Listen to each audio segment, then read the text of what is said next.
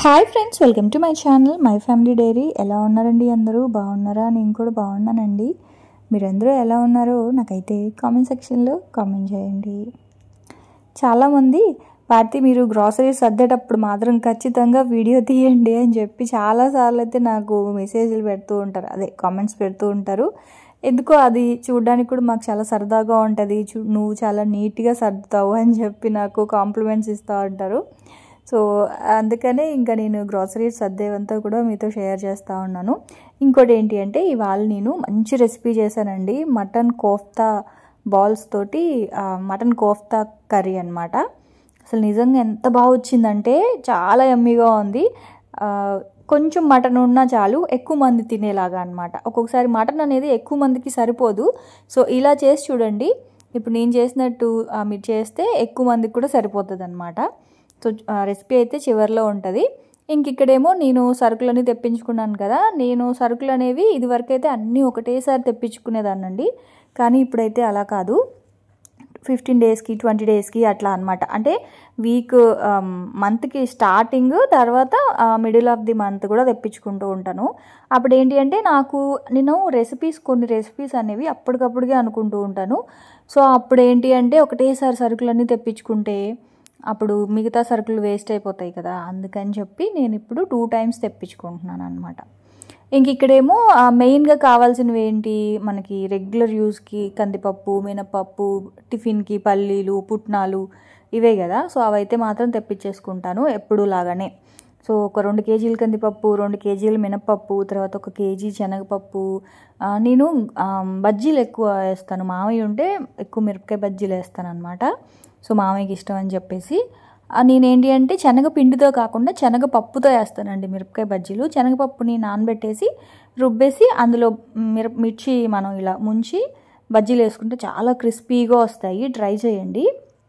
So అందుకని నేను శనగపిండి కాకుండా డైరెక్ట్గా శనగపప్పు 1 కేజీ శనగపప్పు, పల్లీలు, పుట్నాలు అవన్నీ కూడా కేజీ. ఆ తర్వాత ఎండుమిర్చి, ఇంకా కారము, ధనియాల పొడి, సాల్ట్ ప్యాకెట్, షుగరు, ఆ తర్వాత బెల్లం పొడి, ఇవన్నీ కామనే కదా.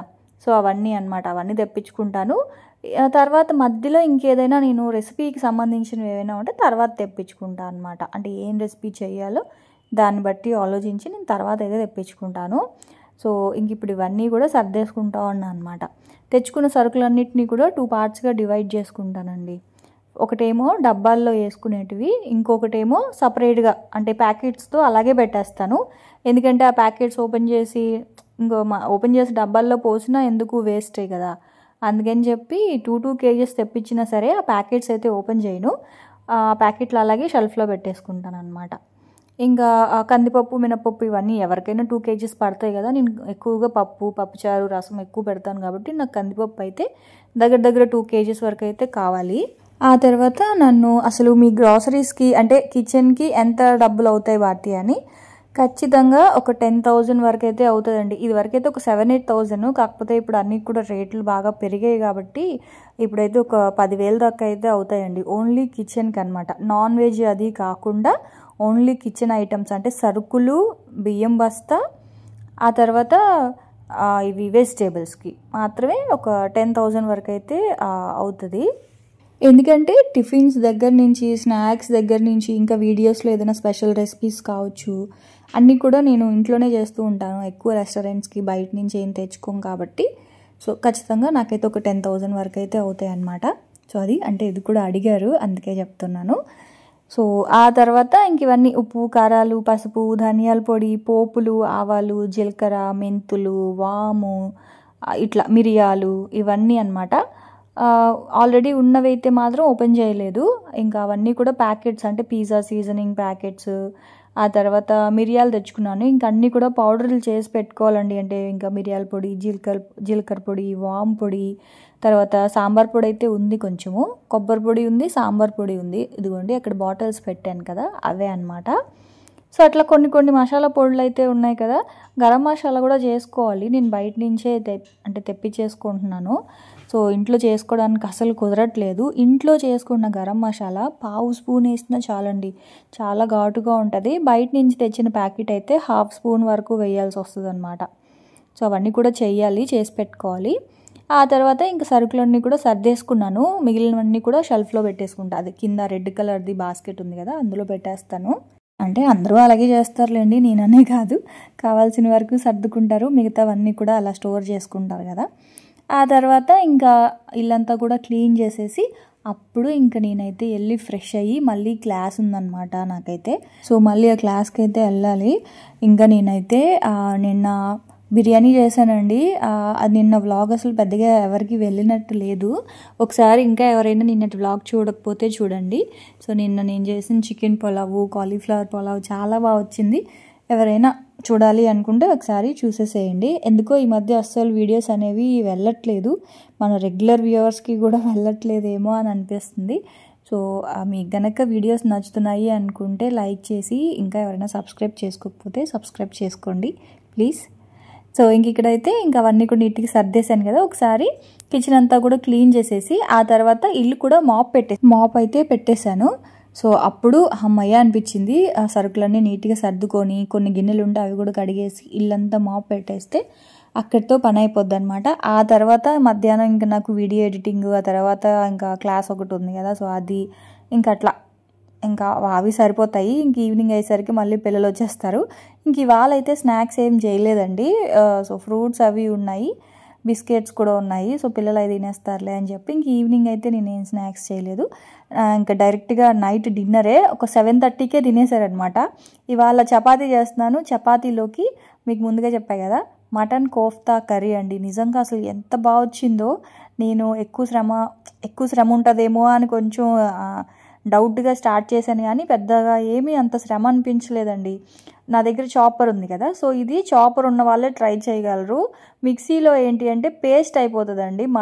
మటన్ కానీ చికెన్ కానీ దేంతో అయినా చేసుకోవచ్చు. బోన్లెస్ మటన్ కానీ చికెన్ కానీ తీసుకోండి. అందులో ఒక 2 ఆనియన్స్, మీ కారాన్ని సరిపడా పచ్చిమిర్చి, కొత్తిమీర, తర్వాత అల్లం వెల్లుల్లి పేస్ట్. ఇక్కడేమో మటను బోన్స్ అన్నిటినీ కట్ చేసేసి ఓన్లీ బోన్లెస్ పీస్ మాత్రమే చాపర్లో వేసుకోవాలి. అప్పుడు ఏమవుద్దంటే మనకి మంచిగా కైమా లాగా అయిపోతుంది. అలా కాకుండా మిక్సీలో వేస్తే ఏమవుద్దంటే మిక్సీలో పేస్ట్ అయిపోద్ది అనమాట. మొత్తం అంతా కూడా పేస్ట్గా ఉంటుంది. మనకి మటన్ ఫ్లేవర్ తెలుస్తుంది, కానీ ఏదో మనం మిల్ మేకర్ తిన్నట్లు ఉంటుంది అనమాట. కాబట్టి పేస్ట్ చేయకండి, ఇలా కీమా లాగా చేసేసేయండి.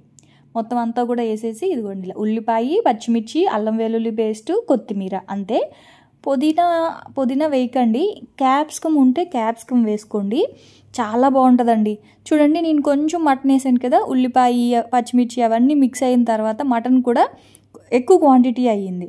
సో మనకి ఇంట్లో ఏదైనా ఫంక్షన్స్ ఉన్నప్పుడు అలాంటప్పుడు ఈ కర్రీ ట్రై చేయండి. అప్పుడు మీకు ఏంటి అంటే మటన్ కూడా ఎక్కువ పెట్టిన ఫీలింగ్ ఉంటుంది. అయితే ఇలాగా మొత్తం అంతా కూడా చాప్ చేసుకున్నాం కదా, అందులో 2 స్పూన్స్, ఇది ఒక 1/2 kg మటన్ అనుకోండి. 1/2 kg మటన్కి నేను సాల్ట్ ఆల్రెడీ మటన్లో ఉంది కాబట్టి సపరేట్గా సాల్ట్ ఏం వేయలేదు. 2 స్పూన్స్ కార్న్ఫ్లోర్ మాత్రమే వేసానండి. శనగపిండి, మైదా పిండి, గోధుమ పిండి ఇట్లా ఇంకేం వేయలేదు.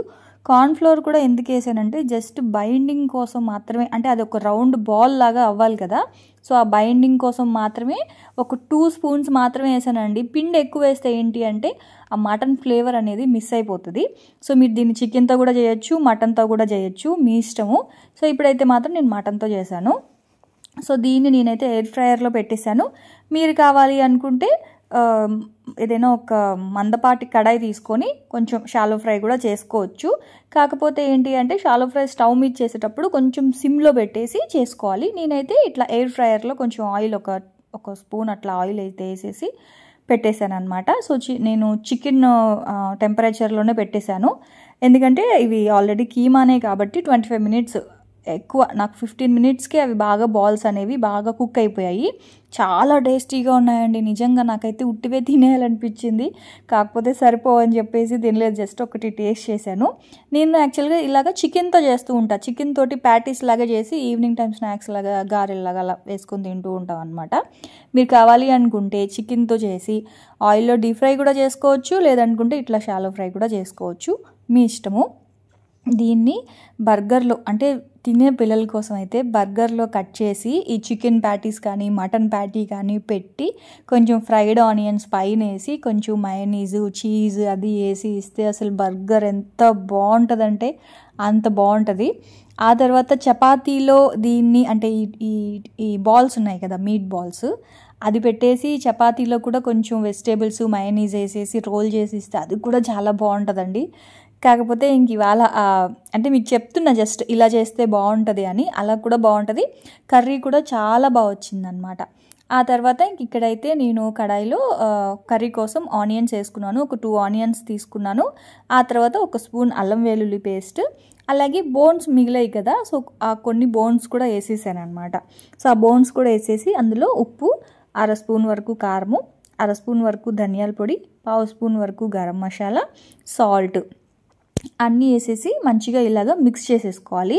నేను టమాటా అయితే వేయలేదు. మీరు కావాలి అనుకుంటే ఒక టమాటో ప్యూరీ అంటే జీడిపప్పుతో పాటు టమాటో పేస్ట్ లాగా చేసి వేసేసేయండి. ఇక్కడైతే మాత్రం నేను ఒక 20 జీడిపప్పుల్ని మిక్సీ చేసుకున్నాను. సో అది డైరెక్ట్గా ఇంకా జీడిపప్పు పేస్టే అనమాట. సో యాక్చువల్గా టమాటాలు లేవు, అందుకే వేయలేదు.